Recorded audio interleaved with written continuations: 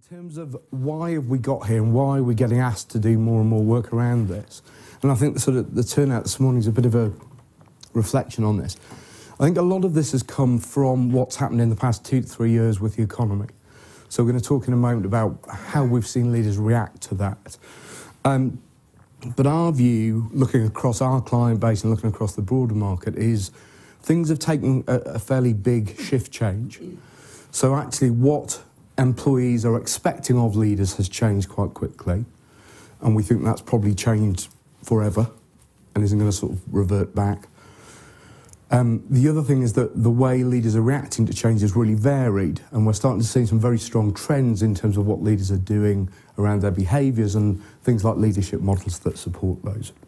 And this is just some of the work we've been asked to do recently in terms of white papers and research and seminars that we've run.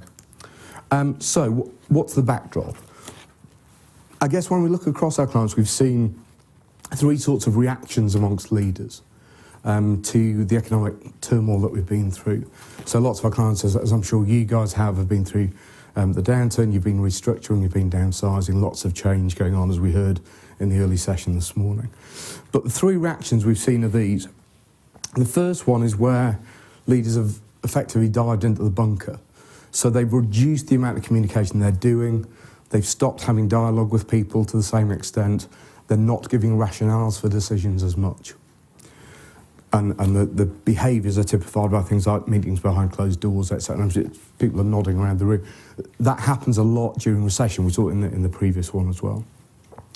The risk of that we'll talk about in a moment. Second group have kind of kept leading as they were before.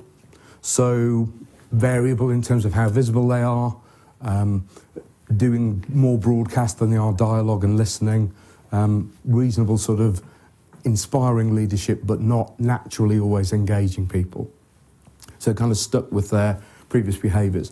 There's a third group, and we still think, just looking across our data, it's still a fairly small group, and we estimate about 20% or so have kind of reacted really positively to the challenges and the changes that they've been through.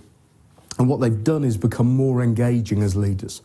So they've proactively gone out and done stuff in the face of adversity and in the face of the new expectations a lot of employees have to become more engaging. And that's kind of what we're going to talk through a bit more this morning. Now, the risk of not doing it is this. So this is from a study we've done recently around this whole topic of engaging leadership. And we studied about 25,000 people, employees, leaders, managers, frontline people from across the UK working population to get a very representative group across sectors, for example. And we've asked them a whole bundle of questions, but the 2 big findings that came out from this for us were these. First of all, we did the same kind of measurement back in 2008. And when you ask people, do you trust your leader?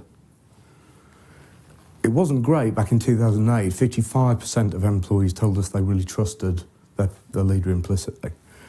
That's more than half this was at the end of 2011. So only about 1 in 5 employees, when you do this kind of benchmarking study, now say they really trust deeply their leaders. And the challenge with that is this, down at the bottom, I think you see this at the back. When you look at the people who do trust their leader and then the people who don't, and you look at the level of engagement amongst those groups, there's a huge differential. So if I trust my leader, those guys, about half of them, 52%, are really fully engaged. It's quite a stiff measure of full engagement. But they're connected with what the organisation's trying to do, and they trust that they're being headed in the right direction.